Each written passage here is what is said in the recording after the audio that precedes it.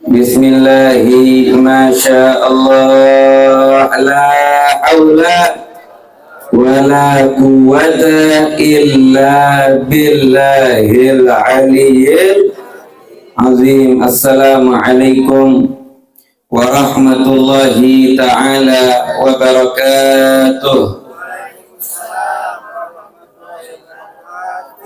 Alhamdulillah, alhamdulillahilladzi bi ni'matihi tatimmus shalihat wa tanzilur rahmat wal futuhat wal fuyudat. Allahumma salli wa sallim wa syarrif wa karrim wa majid wa azim ala sayyidina wa habibina wa syafi'ina wa qurrati a'yunina wa nuri qulubina Muhammad qamaril wujud fi hadzal yawm wa fi kulli yawm wa fil yawmil maw'ud sirran wa jahra fid dunya wal ukhra wa ala alihi wa sahbihi ajma'in.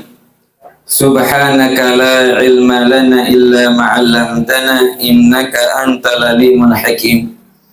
Rabbi shrah li sadri wa yassir li amri wahlul 'uqdatam min lisani yafqahu qawli wahdi qalbi wa qulubahum wasaddid lisani. Allahumma ya man biyadihi maqalidul umuri kulliha wa ilaihi yurja'ul amru kulluhu ya Fattahu ya Alim iftah alaina fathan qariba waj'alna fi diwani man tuhibbuhum ma yuhibbunak wa wafiqna ala ma yurdik warzuqna taqwa li alla na'sik. Amma ba'd. Yang saya hormati, saya muliakan, khususnya jajaran DKM Masjid Jami Al-Amin.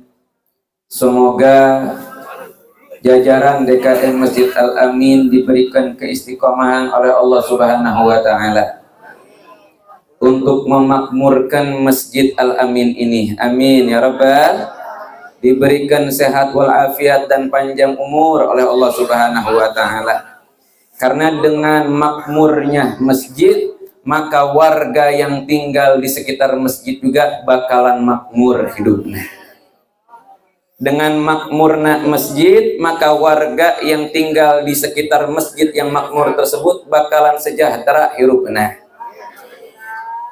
Dengan makmurnya masjid, maka warga yang tinggal di sekitar masjid tersebut insya Allah bakalan selamat dunia akhirat, insya Allah. Amin ya Rabbal alamin. Karena ini jaminan dari Kanjeng Nabi Muhammad. Saurna Kanjeng Nabi Muhammad, ada 3 benteng penyelamat untuk umat Islam. Benteng penyelamat untuk umat Islam. Salah satunya yaitu masjid. Masjid ini benteng umat Islam, benteng keselamatan umat Islam. Sehingga kalau kita makmurkan masjid, insya Allah warga sekitar masjid tersebut bakalan selamat, insya Allah. Kalau kita makmurkan masjid tersebut, bakalan makmur juga warganya.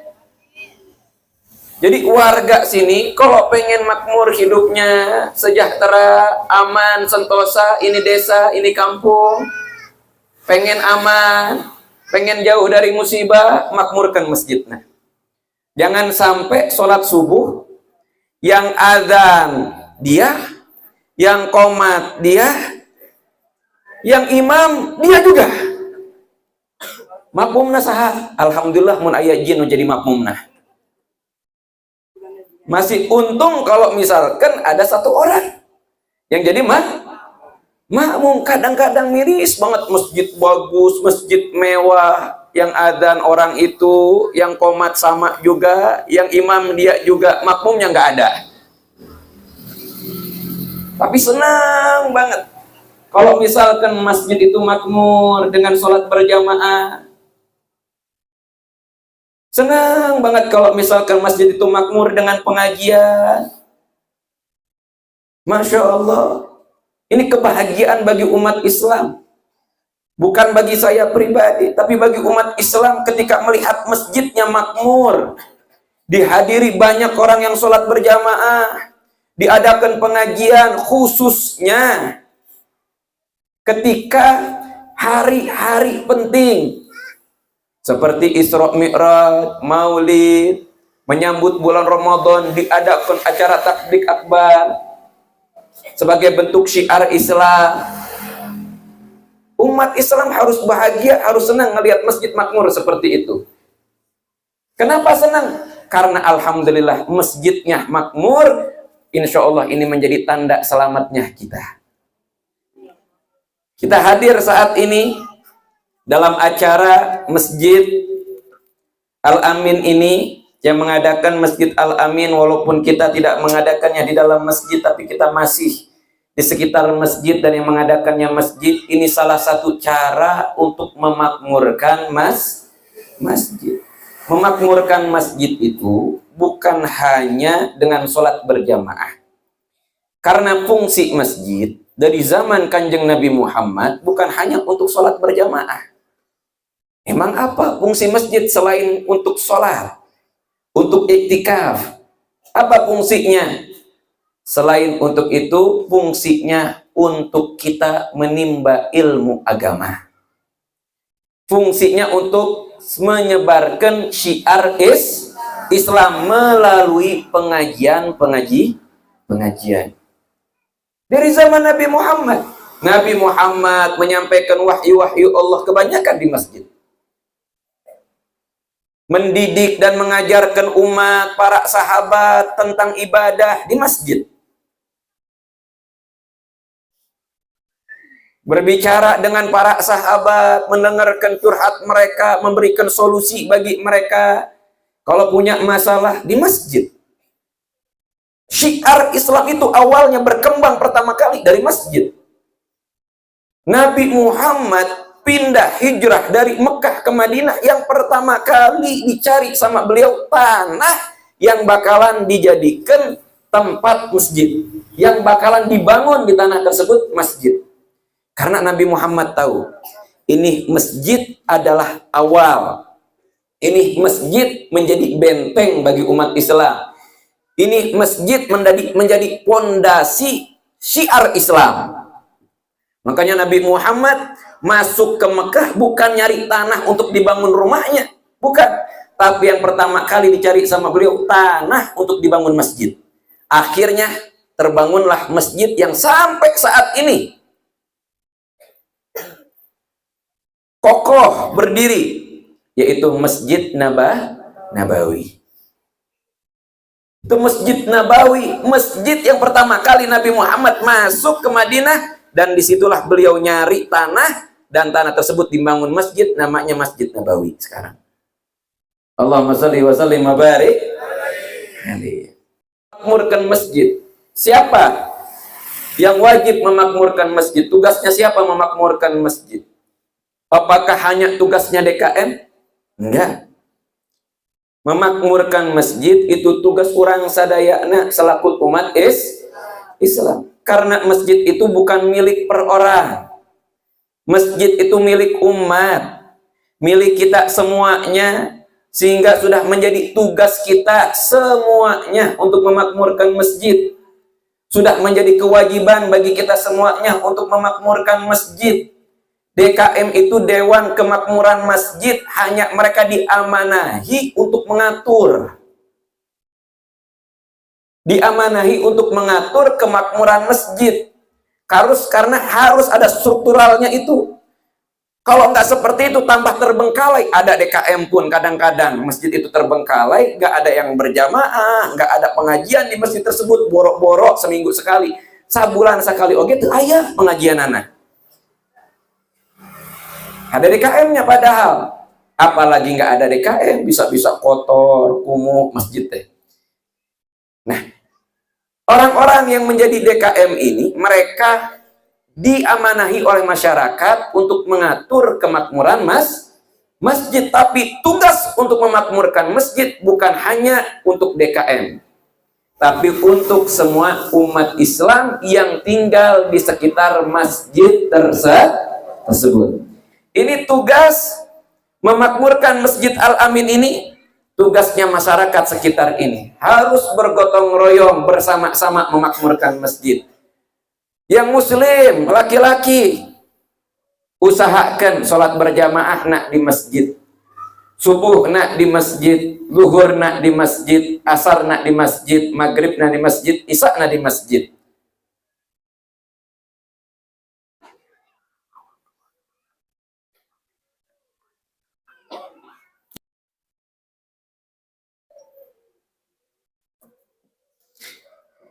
Makmurkan masjidnya dengan adakan pengajian. Adakan pengajian minimal seminggu sekali. Selain pengajian ilmu, majelis ilmu, adakan juga majelis maulid. Pokoknya mah yang paling penting itu majelis ilmu. Karena dengan majelis ilmu, dikajinya ilmu, nanti syiar Islam makin berkembang. Warga sekitar makin paham tata cara ibadah. Warga sekitar masjid dengan diadakannya majelis ilmu di masjid makin tahu siapa dirinya sebagai seorang muslim. Apa tugasnya diciptakan oleh Allah Subhanahu wa taala? Apa kewajibannya sebagai seorang muslim? Bagaimana tata cara melakukan ibadah dengan baik dan dengan benar? Jadi yang paling penting itu majelis dzikir bagus, majelis salawat bagus. Tapi yang paling penting dari semuanya, yang paling utama, adakan majelis ilmu minimal seminggu sekali. Minimal. Jangan sebulan sekali. Kalaupun mau mengadakan sebulan sekali, tetap harus ada yang seminggu sekalinya. Warga sekitarnya, gimana cara memakmurkannya? Hadir kalau ada pengajian. Hari apa? Misalkan di masjid ini ada pengajian, hadiri pengajian tersebut. Ini tugas kita untuk memakmurkan dan menjadi kewajiban kita juga untuk menuntut ilmu. Menuntut ilmu kewajiban bagi kita semuanya dan menjadi kebutuhan bagi kita. Ilmu ini, hadirin hadirat, itu ibarat buku pedoman untuk selamat dari segala macam sesuatu yang membahayakan kita. Buku pedoman, isinya pedoman, bagaimana caranya selamat, bagaimana caranya melakukan ini, apa saja yang benar, apa saja yang salah, mana yang boleh dilakukan, mana yang tidak boleh dilakukan. Saya kasih gambaran.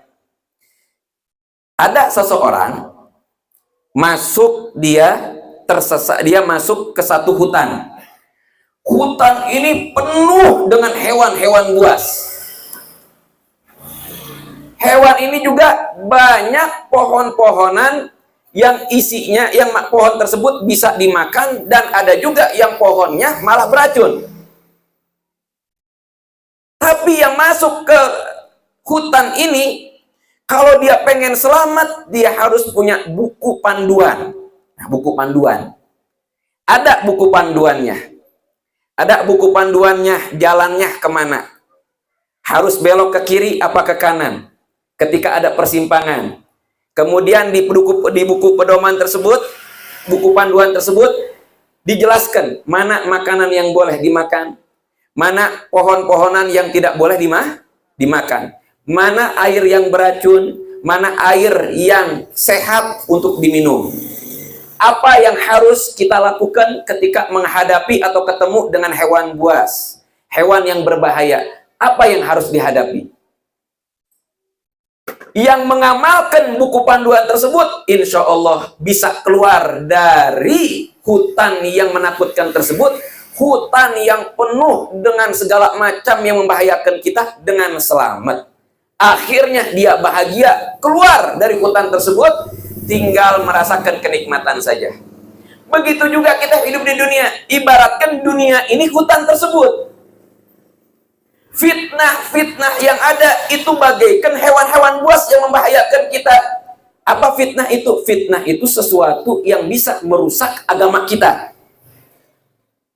Aliran-aliran sesat, ajaran-ajaran sesat, tren-tren yang malah membuat Allah Subhanahu wa taala murka. Kayak misalkan sekarang lagi tren goyang-goyang, diupload di medsos, ya, di TikTok dan segala macam. Itu fitnah. Itu seperti hewan buas yang ada di hutan tersebut. Kalau kita nggak paham caranya menghadapi hal tersebut bagaimana, akhirnya kita keterkam. Akhirnya kita jatuh dalam bahaya. Nah, kalau kita punya buku panduan gimana kita harus menghadapi tren-tren yang salah seperti ini yang menyesatkan kita, kita bisa lolos daripada tren-tren yang menyesatkan kita. Banyak saat ini zina sudah marak, perzinahan itu udah jadi tren. Nggak zina nggak gaul, sudah muncul tuh yang kayak gitu. Nggak zina nggak gaul, apalagi nggak pacaran. Kalau bahasa anak mudanya mah cupu, kampungan. Kalau misalkan nggak pacaran teh, kalau nggak pacaran tuh seperti itu, nggak zina nggak gaul. Di kota-kota udah seperti itu. Minum-minuman keras sekarang kalau kita buka YouTube, orang itu orang muslim minum minuman keras dengan santainya, minum dijadikan konten, dilihat sama orang. Membuka aurat sudah menjadi hal yang lumrah. Orang yang menutup aurat dipandang sebelah mata. Apalagi yang pakai cadar dikata-katain.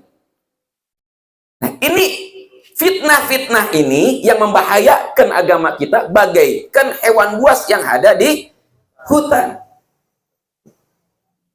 Kita tahu kalau hewan buas itu bahaya, itu hewan yang berbahaya dari mana? Dari buku panduan. Ngelihat nih, ada hewan rambutnya panjang, misalkan. Ada hewan besar, kaki 4, punya taring. Dilihat di buku panduannya, oh ini harimau, ini berbahaya. Gimana caranya menghindari harimau tersebut agar tidak diterkam? Begitu juga kita biar tahu kalau ini salah dari mana? Dari buku pandu.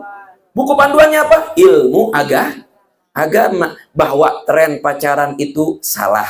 Karena kita punya ilmunya. Kita belajar, kita ngaji. Zina itu salah. Mabok-mabokan itu salah. Nyabuk-nyabuk itu salah. Berjudi itu salah. Dari mana kita tahunya? Dari ilmu kita dapatkan di mana? Di pengajian. Setelah kita tahu kalau ini salah, gimana caranya kita menghadapi? Diajarkan juga, dituntun juga sama ilmu tersebut.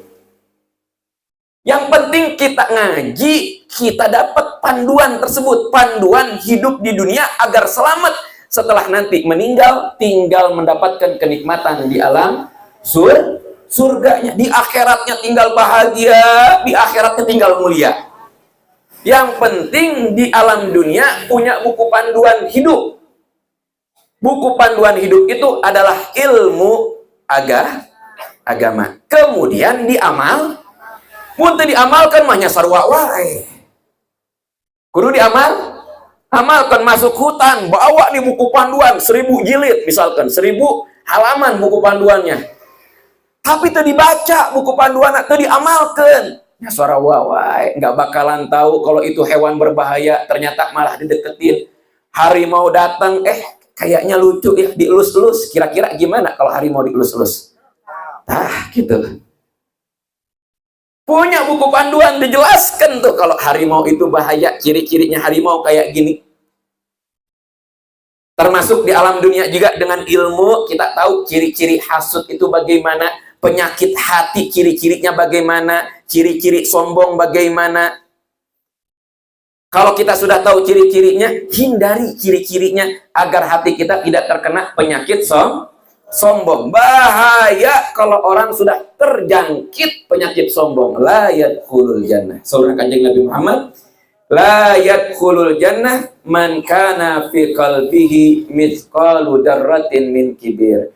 Moal lebat ka surga nu aya kasombongan saeutik we di dalam hatena.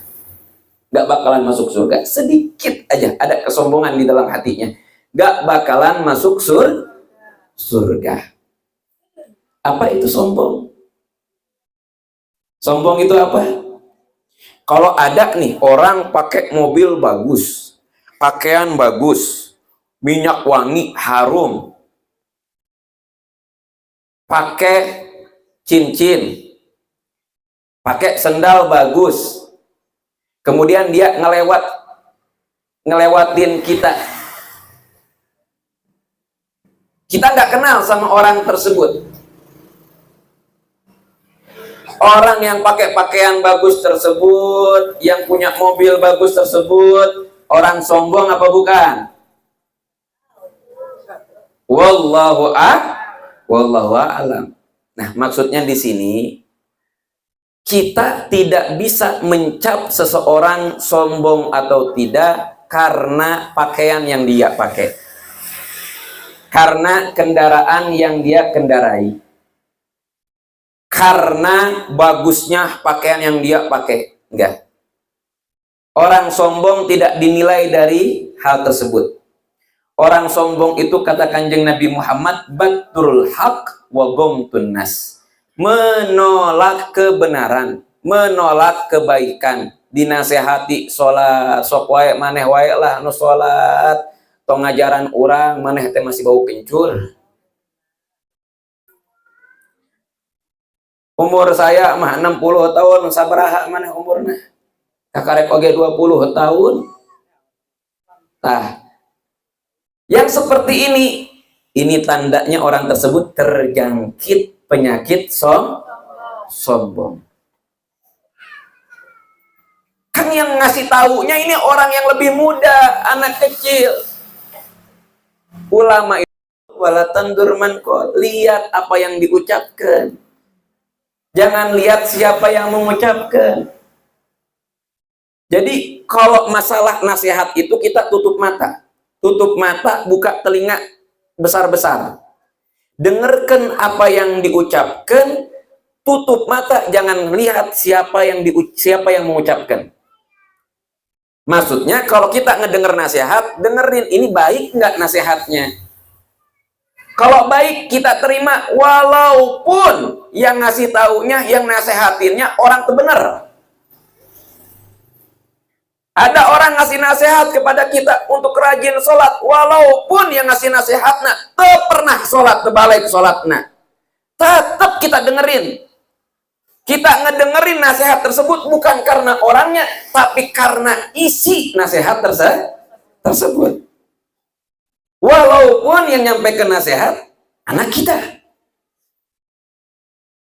Bisa jadi anak kita ilmunya lebih tinggi. Bisa jadi amalan ibadahnya jauh lebih hebat anak kita. Jangan dilihat siapa yang ngomongnya, dengarkan apa yang diucapkan. Kalau kita ini mau ngedengarkan hanya ngelihat dari siapa yang mengucapkan, bahaya. Kalau dari orang yang kita hormati, dari bos, ya, dari atasan, atau dari orang yang jabatannya, pangkatnya lebih tinggi dari kita, baru mau ngedengerin. Salah, benar, didengarkan. Bahaya kalau seperti itu. Dikasih tahu, tapi isinya nyesatkan. Tapi karena yang nyampaikan atasan, didengerin aja, diikutin. Disuruh ngerampok aja, karena yang nyuruhnya siapa? Atasan. Bos. Didengerin. Nah, ini bahayanya kalau ngelihat orang yang mengucapkannya. Tidak melihat apa yang disampaikan. Bahaya kalau yang kita lihat cuman siapa yang menyampaikan. Nggak peduli apa yang disampaikan. Salah, benar, tak peduli. Nu penting mah yang menyampaikan adalah orang yang di atas saya. Hartanya lebih tinggi, lebih banyak. Pangkat jabatannya lebih tinggi. Baru mau saya dengerin. Mau benar sekalipun kalau yang ngasih taunya lebih muda dari saya. Rumahnya juga kecil. Hartanya nggak ada, jauh lebih sedikit daripada saya. Kemudian dilihat juga dari pangkat jabatan, nggak punya, nggak bakalan saya dengar. Mau sampai dia berbusa, ngeluarkan hadis, ngeluarkan ayat Al-Quran, nggak bakalan saya dengar. Bahaya kalau seperti itu. Bahaya. La ta'ata li makhlukin fi maksiatil khaliq. Saurna Kanjeng Nabi Muhammad, gak boleh taat kepada makhluk untuk bermaksiat kepada Allah, sekalipun yang nyuruh adalah orang tua kita. Patuh kepada orang tua itu termasuk bakti terhadap orang tua. Dan bakti terhadap orang tua adalah amalan yang luar biasa besarnya. Bahkan dijamin anak yang bakti kepada orang tua nggak bakalan masuk neraka. Dijamin. Anak yang berbakti kepada orang tua nggak bakalan masuk neraka. Tapi kalau orang tuanya nyuruh untuk maksiat, disodorkan minuman keras, disodorkan narkoba, disuruh minum, kalau dia nurut itu bukan bakti, tetap dosa. Gak boleh nurut, sekalipun orang tua yang nuruhnya, selama kalau perintahnya untuk maksiat. Orang tua nyuruh jangan sholat 5 waktu, diturutin apa enggak? Diturutin apa enggak? Orang tua nyuruh untuk ngerampok, turutin apa enggak? Orang tua nyuruh berzina, turutin apa enggak? Orang tua nyuruh berpacaran, turutin apa enggak? Orang tua nyuruh mencuri, turutin apa enggak? Selain maksiat, apapun yang diperintahkan sama orang tua, selama kita mampu untuk melaksanakannya, wajib kita laksanakan. Selama kita mampu. Tapi dosa kalau kita patuh terhadap perintah orang tua, isi perintahnya untuk maksiat, dosa malah. Bukan bakti seperti itu. Istri harus patuh sama suami, tapi kalau suami nyuruh istrinya untuk jadi PSK, jadi pelacur, nurut apa enggak? Nurut apa enggak? Sekarang terjadi tuh kayak gitu. Berapa banyak saat ini istri yang dijual sama suaminya. Istrinya manut aja, patuh aja. Dalilnya apa? Karena saya patuh sama suami. Patuh sama suami. Bodoh, blow on, seperti itu teh. Laras enggak? Patuh sama suami. Ya memang mau aja ya mah. Kalau perempuan mulia mau disuruh sama siapapun, bahkan sama orang tuanya, sama suaminya untuk zina, untuk jadi pelacur, kira-kira nurut apa enggak? Enggak bakalan nurut. Banyak nih terjadi zaman sekarang. Suami jadi pelacur, yang nganternya ke tempat dia magang suaminya. Yang jaga di depan kamarnya suaminya. Innalillahi wa inna ilaihi rajiun. Itu banyak di kota-kota besar, Jakarta, Bandung, marak yang seperti itu.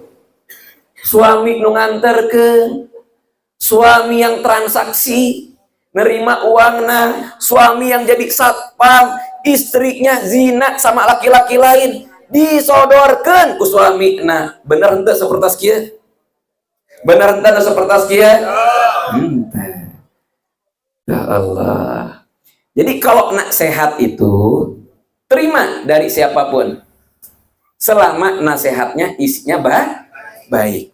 Kalau ada orang memerintahkan untuk maksiat, siapapun yang memerintahkan, tolak mentah-mentah. Tolak. Kalau orang tua kita, ya kita tolak dengan lembut. Tolak dengan baik-baik. Suami kita tolak dengan baik-baik. Kalau sampai maksa, kita harus kuat juga.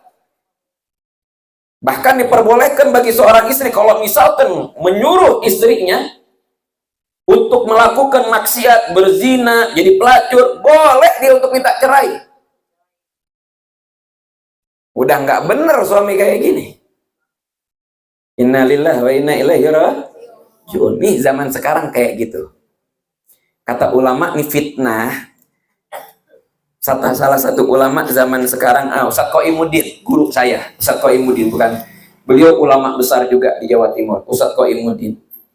Beliau berpesan kepada murid-muridnya, di zaman sekarang kalau mau berdoa, jangan berdoa, dihindarkan dari fitnah.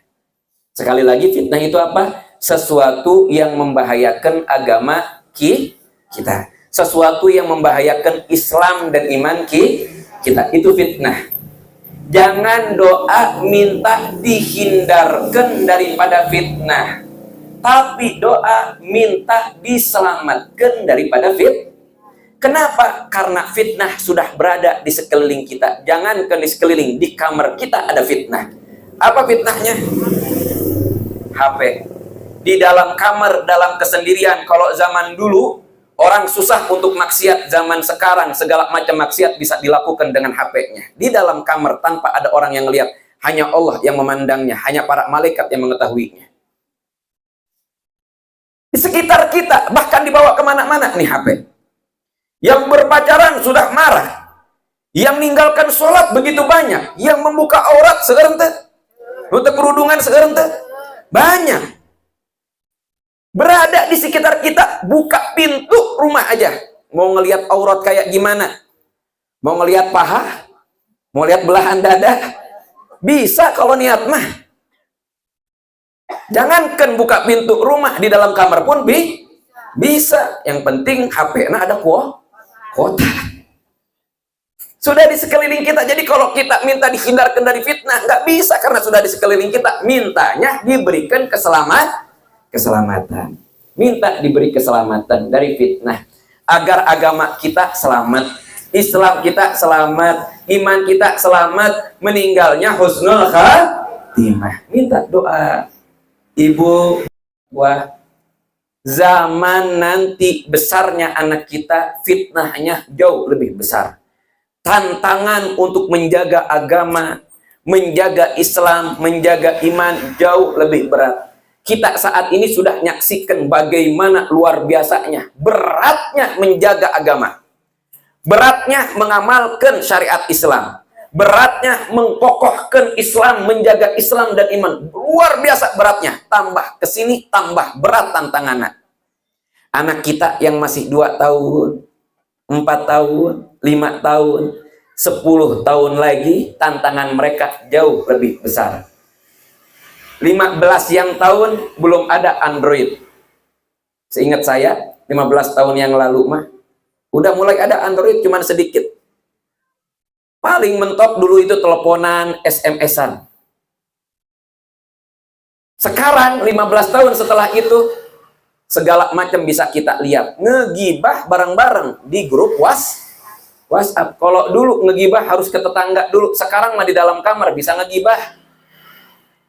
Grup WhatsApp RT, grup WhatsApp warga, grup WhatsApp keluarga, grup WhatsApp bisnis, isi nanaon ngagibah. Laras ente iya teh. Laras ente. Habib, saya makan di grup itu tuh bukan ngegibah Habib, cuman ngambil pelajaran dari kesalahan orang lain. Yang kayak gini ngomong kayak gini, pengen banget dibalasnya nih, pret gitu.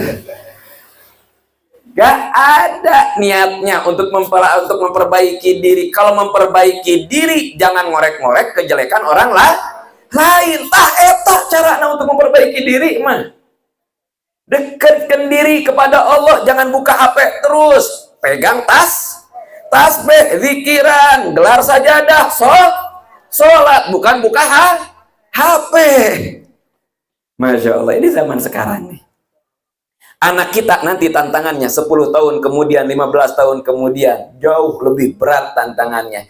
Kita doa sama Allah, ya Allah, selamatkan diri saya, keluarga saya, anak keturunan saya dari fitnah seberat apapun, sebesar apapun, selamatkan mereka ya Allah. Anak keturunan kami sampai akhir kiamat, hari kiamat ya Allah, selamatkan mereka biar selamat meninggalna husnul khatimah. Selamat Islamna, selamat imanna, tah eta nu kudu didoakeun kurang teh, nu kudu dipanjatkeun ke Allah, doa seperti segitu. Bukan ya Allah hoyong mobil ya Allah. Ya Allah, tetangga itu baru beli cincin ya Allah. Di jarinya ada 2 cincin, saya mau boro-boro hiji ya Allah, teu aya ya Allah. Ya Allah, pengen lebaran ini punya 5 cincin, saya pakai di semuanya ya Allah. Di semua jari nu didoakeun teh eta. Doakan keselamatan Islam, iman kita dan keluarga kita. Harta semuanya bakalan kita tinggalkan. Emas, kemudian apalagi harta kekayaan, kendaraan, semuanya, pakaian kita, pakaian. Kalau kita nih pindah, kalau kita mau bepergian keluar kota, oke, kita masih bisa nge-packing dulu. Siap-siap dulu, beberes dulu untuk pergi ke luar kota. Kalau kita meninggal,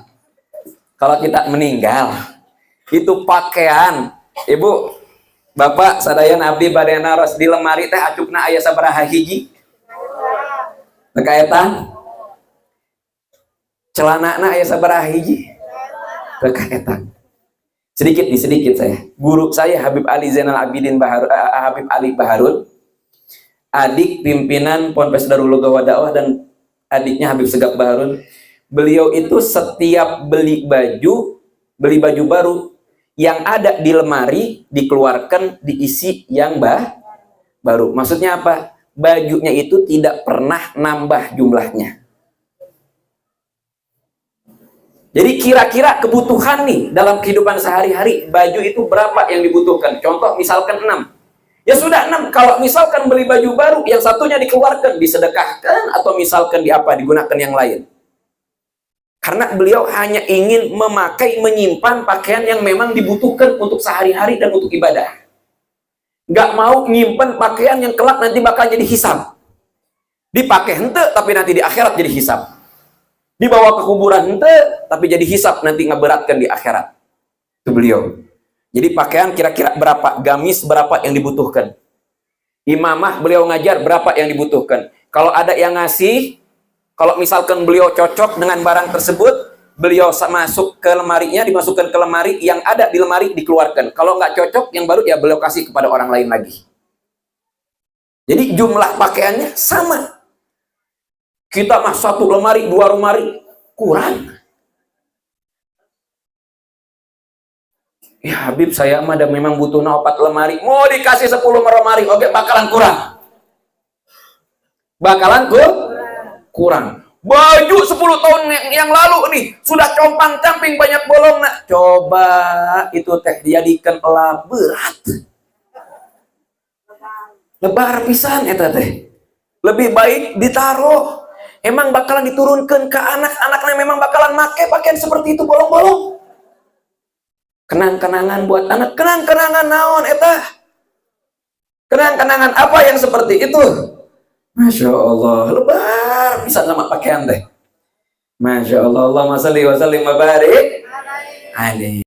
Panduan selamat kita hidup di dunia yaitu adalah ilmu, dan ilmu kita dapatkan dengan mengaji, dan mengaji afdolnya di dalam masjid, karena tersebarnya Islam awal mulanya dari masjid. Rasulullah menyampaikan wahyu, Rasulullah menyampaikan pelajaran tentang Islam, tauhid, fikih, dan segala macamnya kebanyakan di dalam masjid.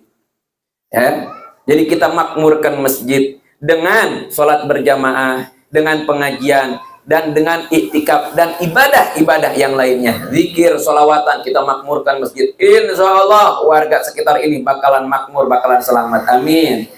Ya Rabbal Alamin. Dan kita pada hari ini berkumpul selain untuk menyambut kedatangan bulan Ramadan yang mulia, bulan Ramadan yang suci, kita juga berkumpul diundang oleh sahibul bait, sahibul hajat, oleh tuan rumah untuk memperingati haul keluarga besar Bapak Tamami, almarhum Bapak Tamami bin Suhatmah.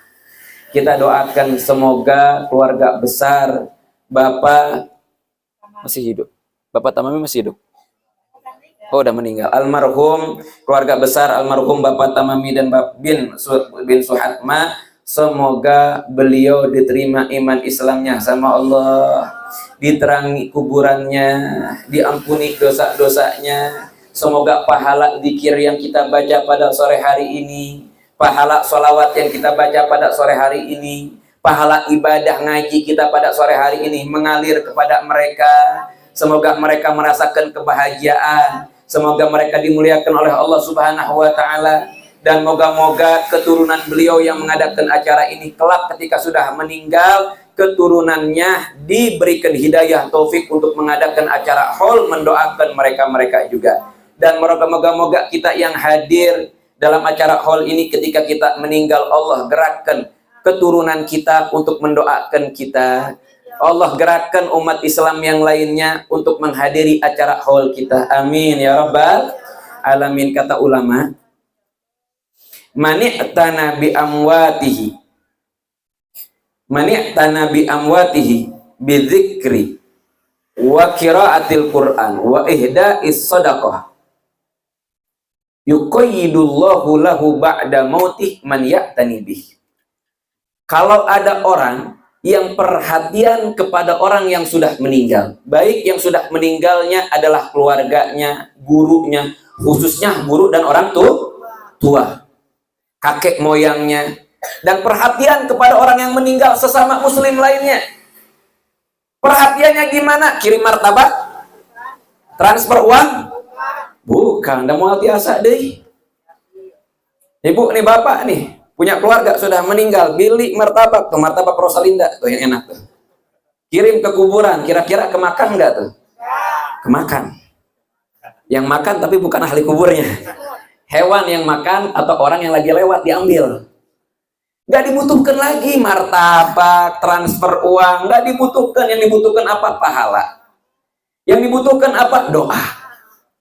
Kita yang masih hidup kepada orang-orang yang sudah meninggal, khususnya orang tua kita, kaluhur kita, guru-guru kita, dengan apa caranya? Dikirnya diniatkan untuk orang yang sudah meninggal. Baca Al-Quran diniatkan, ya Allah, pahalanya saya niatkan ini bacaan Al-Quran untuk orang tua saya, untuk almarhum bapak saya, untuk almarhumah ibu saya, untuk almarhum kakek saya, almarhumah nenek saya, untuk almarhum guru saya, dan untuk umat Islam, ya Allah, saya sedekah, saya niatkan untuk mereka juga, ya Allah, pahalanya. Jangan takut, pahalanya tidak bakalan kita dapatkan. Habib, kalau saya misalkan baca Al-Quran, sedekah, melakukan ibadah, diniatkan pahalanya untuk mereka, berarti saya nggak kebagian dong pahalanya. Salah. Tetap kita dapat pahala. Bahkan kalau misalkan kita ibadah, sedekah, baca Quran, diniatkan untuk orang tua, pahalanya double jadi 2. Pahala baca Al-Quran kita dapatkan, yang kedua, pahala berbakti kepada orang tua. Karena bakti kepada orang tua ketika mereka sudah meninggal bukan dengan nurut lagi dengan perintah mereka, karena mereka sudah nggak bisa nyuruh-nyuruh kita lagi. Bakti kepada mereka, ngedoakan mereka, jadi double pahalanya. Jangan takut, jangan khawatir, jangan pelit ngedoakan orang-orang yang sudah meninggal. Apa balasan yang bakalan didapatkan dari Allah Subhanahu wa Ta'ala kalau kita perhatian sama orang-orang yang sudah meninggal? Balasannya, kata ulama, yuqayyidullahu lahu ba'da mautih man ya'tani bih. Nanti Allah gerakkan ketika kita sudah meninggal, nanti Allah gerakkan keturunannya dan orang Islam yang lainnya, umat Islam yang lainnya, untuk perhatian juga kepada kita. Perhatian dengan mendoakan kita, perhatian dengan diniatkan ibadah pahalanya untuk kita. Kama tadinu tudan, kata Nabi Muhammad, kalau engkau melakukan sesuatu, engkau bakal mendapatkan balasan seperti itu. Kita perhatian sama orang yang sudah meninggal, nanti sudah meninggal, Allah gerakkan orang-orang yang masih hidup untuk perhatian sama kita. Ini keturunan beliau, keluarga besar Bapak Tamami bin Suhatma, perhatian dengan mengadakan acara haul seperti ini. Nanti insya Allah, ketika mereka yang mengadakan acara haul ini sudah meninggal, Allah gerakkan juga keturunannya untuk mengadakan haul untuk mereka. Kita hadir saat ini untuk mendoakan almarhum. Nanti Allah Subhanahu wa Ta'ala ketika kita sudah meninggal, gerakkan juga orang Islam yang lainnya, umat Islam yang lainnya, untuk sudi mendoakan kita. Itu yang kita butuhkan sudah meninggal. Butuh didoakan. Butuh tambahan pahala. Karena kita sudah meninggal, mau biasa sholat deh. Biasa sholat deh, terus wafat, terus mau mual biasa, sedekah mual biasa, amal ibadah yang lainnya juga tidak bakalan bisa.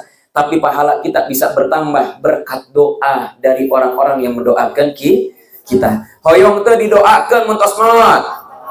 Hoyong teh kirang kompak kirang tarik hoyong teh. Mun hoyong didoakan muntos maut, sing rajin ngadoakeun muntos maut. Di ayeuna ketika kita masih hidup, yang rajin mendoakan orang yang sudah meninggal. Pengen enggak kalau kita sudah meninggal, keturunan kita bikin acara haul, ngumpulkan orang untuk mendoakan kita, berzikir bersama-sama, baca sholawat diniatkan untuk kita. Pengen teh? Hoyong teh? Maka kita semampunya semampunya. Bikin hall untuk orang tua kita. Semampunya. Semampunya.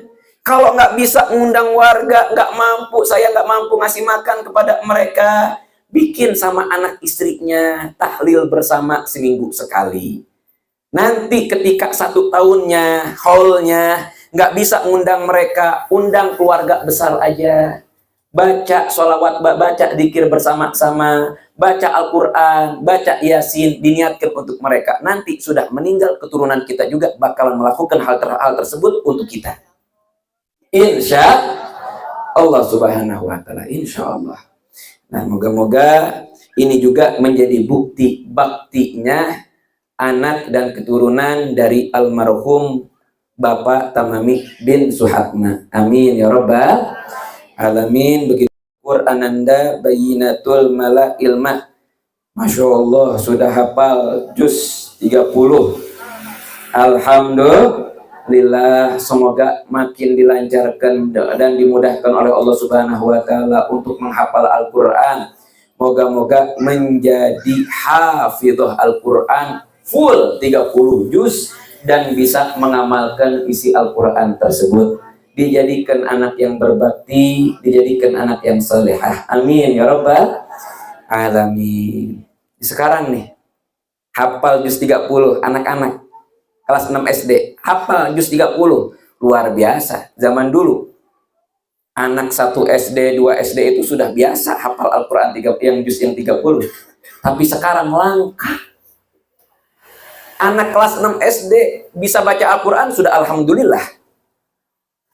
Banyak anak yang SMP, SMA baca Al-Quran terbiasa. Saya rentan seperti kita, bisa jadi malah anak kita. Kenapa? Karena nggak dididik sama kita. Tapi ini Masya Allah, ini tandanya, buktinya orang tuanya mendidik anaknya.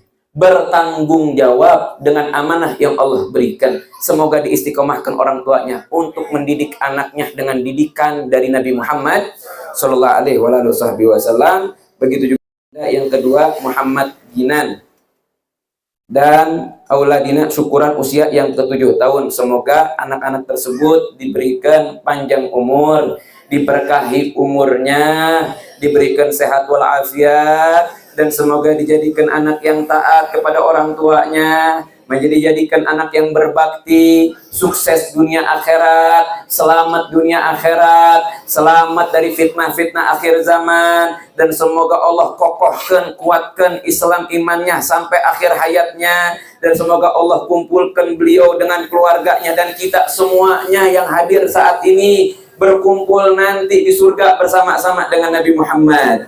Amin ya rabbal alamin. Moga-moga Allah muliakan kita di detik-detik terakhir hayat kita dengan kita bisa mengucapkan kalimat la ilaha illallah Muhammadur Rasulullah. Semoga Allah muliakan kita dengan bisa mengucapkan kalimat tersebut di akhir hayat kita, di detik terakhir daripada umur kita, sehingga kita meninggal dalam keadaan mulia, kita meninggal dalam keadaan husnul khatimah, kita meninggal dalam keadaan diridhoi oleh Allah, kita meninggal dalam keadaan dicintai oleh Allah, meninggal dalam keadaan dosa-dosa kita semuanya sudah diampuni sama Allah, meninggal dalam keadaan Islam, iman kita diterima oleh Allah, dalam keadaan amal ibadah yang selama ini kita lakukan, zikir, sholawat, bacaan Al-Quran, sodakoh, haji, umrah, zakat, sholat kita, semoga ketika meninggal semuanya diterima oleh Allah Subhanahu wa ta'ala dan menjadi kebahagiaan, kemuliaan kita nanti di akhirat. Amin. Amin ya rabbal alamin. Ala hadiniyah walikuliniyah salihah bila hadratin Nabi Muhammad sallallahu alaihi wasallam. Al-Fatihah.